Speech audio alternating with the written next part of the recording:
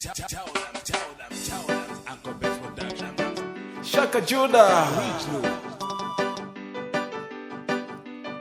Defenders Group for Good Governance, Blessings Chaima Rosario, Limpopo FM, Comrade Ntanywa, Don Kalindo, Wosa Opa, Wosa Fooka, Tikwile Nchito, Yombo la Malawi.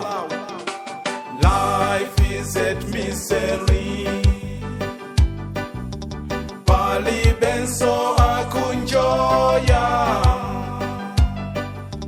Life to some men, Malawians people.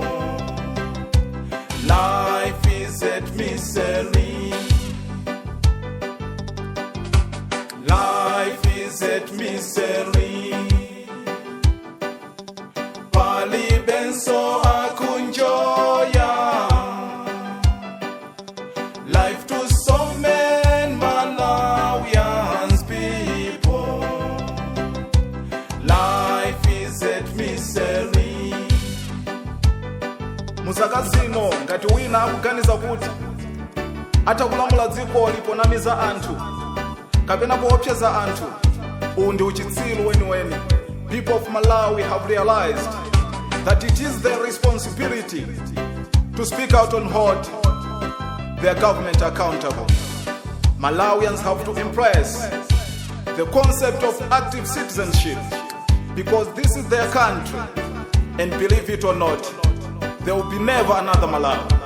Zili kuti ntchito 1 million zomwe mudati namiza zija, ali kuti kenani yemwe mudati lonjeza ucha. Where's our freedom of expression? Did you forget that you took this government through expressing yourself, through demonstrations? Koma lero tikayankhula mukutisaka, tikachita zionetselo mukutitumizira anyamata anu adzikwanje nkumati khapa. Mr. President, wakutsina khutu ndi nnasi, kodi mesa ndinu munkati mudzathetsa corruption? Nanga lero bwanji mpoma mwanu corruption ili ponseponse, kuyambira mu ofesi ya president ndi nduna. Mesa munkati ndinu mbusa mudzathetsa nepotism. Nanga lero bwanji ntchito mukungolembana pachibale, mmene yakwelela mitengo ya katundu mdziko muno. Kodi kapena kuti osauka afe tingofa? Malawians should ask the government some important questions, like why there is no petrol and diesel in the country. Nchifukwa chani akungomanga opposition okaoka pamene nduna mbomamo zikulemera tsiku ndi tsiku? Anala kwanji Samia Suleiman? Anala kwanji Mwanamveka? Life is at misery. Pali Benso akunjoya. Life to some men, Malawians people.